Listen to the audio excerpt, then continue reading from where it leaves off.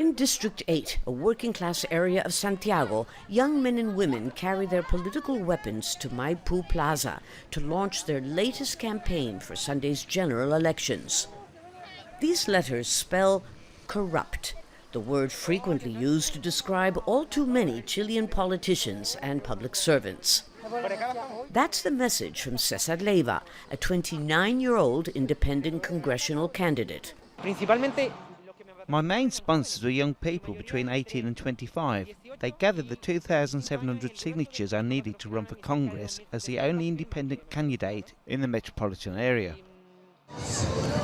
It was an uphill battle. LEIVA's allocated time for free television election publicity was literally undetectable, shorter than a blink of an eye. We'll show you again. But young people in Chile, especially in working-class areas, don't watch mainstream TV. LEIVA is young and uses social networks and a style his generation understands. My campaign mainly focuses on corruption in politics, but also on how to use public funds, something I have 4 years' experience in.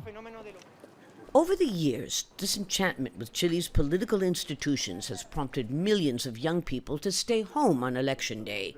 Anger and frustration, especially among the poorest, grew. This boiled over into mass protests 2 years ago, when demands for a more equal society were led by young people. Months of demonstrations recalibrated Chile's political landscape, putting social change on everyone's agenda. Increasingly more young people are involved in politics, and I believe they are the agent of change. But translating protest into political participation, especially in low-income areas, is still difficult. That's what we're trying to change in my neighbourhood. We need them to see involvement as a representative resource for everyone, not just the privileged class. Earlier this year, an unprecedented number of young people were elected as mayors, especially women. And in this Sunday's election, one of the two leading candidates is only 35 years old, Gabriel Boric, a former student leader.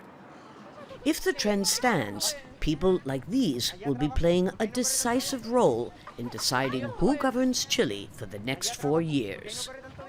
Lucia Newman, Al Jazeera, Santiago.